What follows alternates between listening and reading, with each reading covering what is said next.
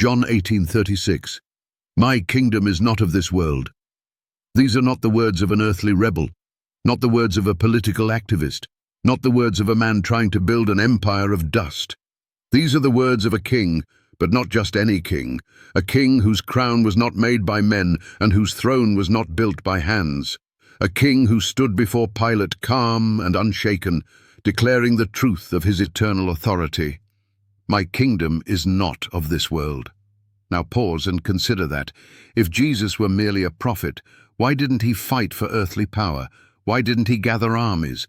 Why didn't he claim a throne like David and overthrow Rome? Because his mission wasn't from earth. His kingdom wasn't of this world. His authority didn't come from Caesar. It came from heaven.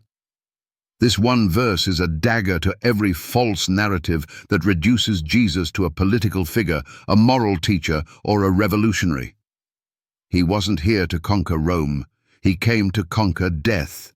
He wasn't here to defeat Caesar. He came to crush Satan. His kingdom doesn't rise with human armies. It rises in power, truth, and righteousness. So, skeptic, if Jesus was just a man, why did he speak like a king from another realm? Pastor, if his kingdom is not of this world, then why do you build churches that chase fame, money, and politics instead of truth?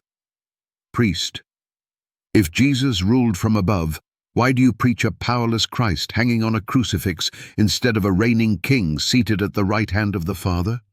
Imam, if Jesus was just a prophet, why did he refuse to submit to earthly kings and instead claim an eternal kingdom that existed long before this world began? Jesus stood trial, yet he was never the one on trial.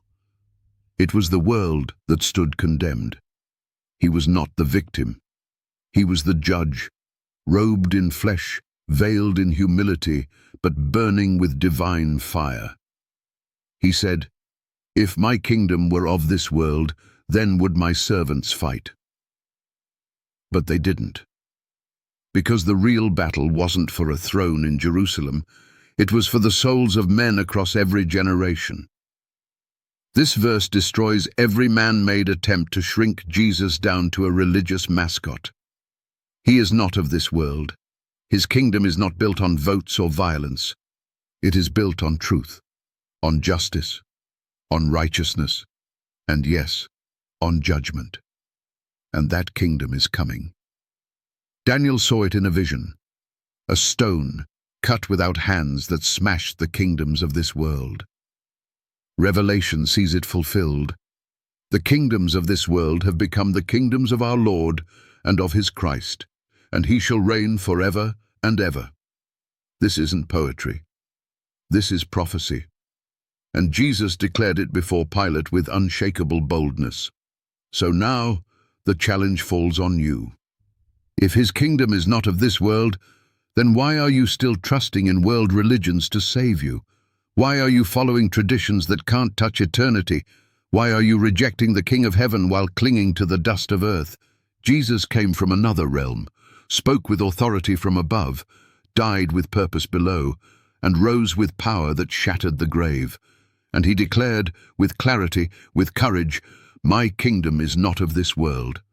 It never was. It never will be. And one day, that kingdom will crush every counterfeit crown. Bow to the King now, or face him when he returns. Prove him wrong.